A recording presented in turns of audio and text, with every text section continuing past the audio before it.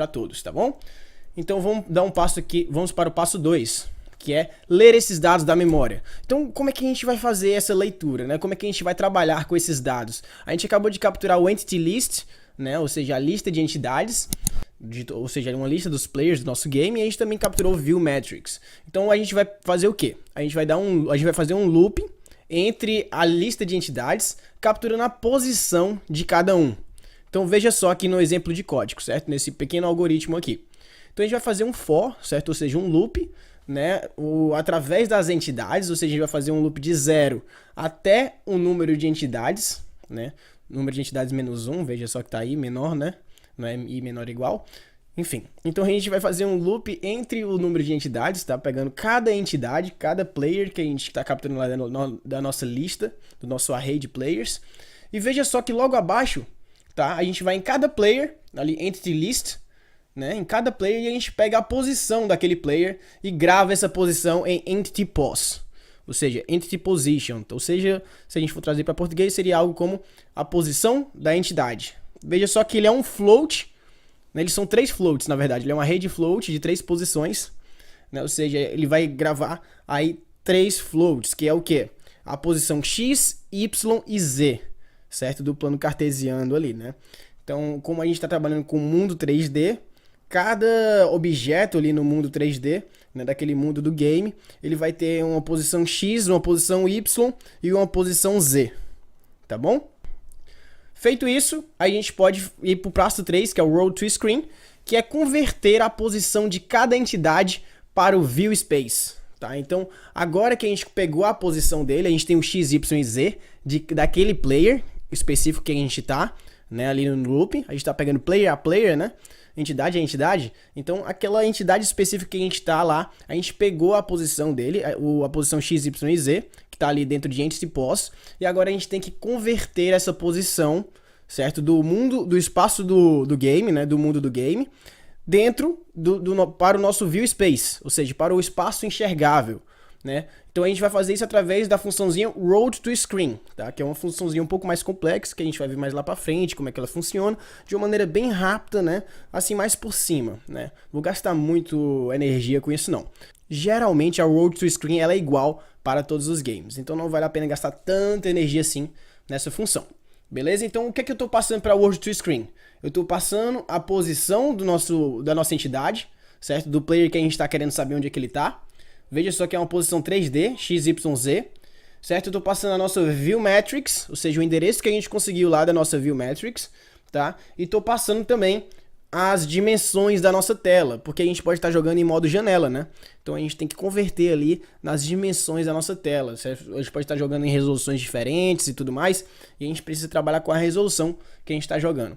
E veja só que o resultado da Road to Screen é exatamente a posição na tela onde que a gente está, ou seja, a posição do espaço enxergável.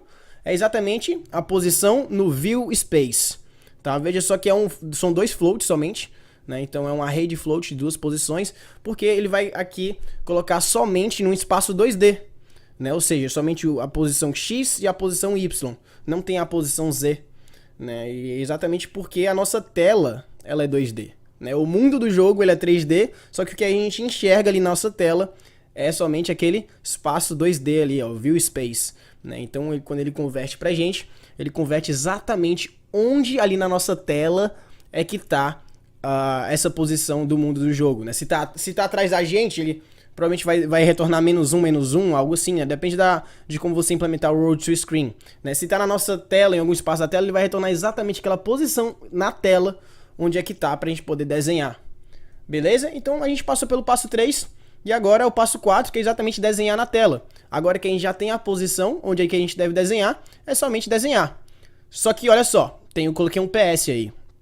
Antes de desenharmos, a gente deve checar se a entidade é de fato inimiga e se está viva e se ela se encontra na nossa tela. Tá? Porque veja só que essa Entity List, ela é uma lista de todos os players, né, que estão jogando ali na nossa sala. Se a gente está jogando numa partida de times, a gente provavelmente não vai querer mostrar na nossa tela onde é que tá os nossos amigos, né? A gente vai querer saber onde é que tá os nossos inimigos. Então é interessante que a gente faça essa verificação se aquela entidade é de fato do nosso time ou não.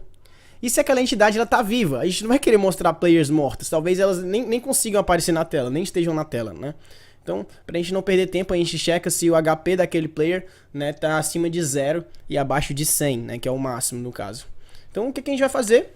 Né, no mesmo código aí, veja só, que as duas primeiras linhas ali dentro do for já é o que a gente já tinha feito, né, capturar o entity pose e depois converter para o screen pose, né, ou seja, a posição na tela.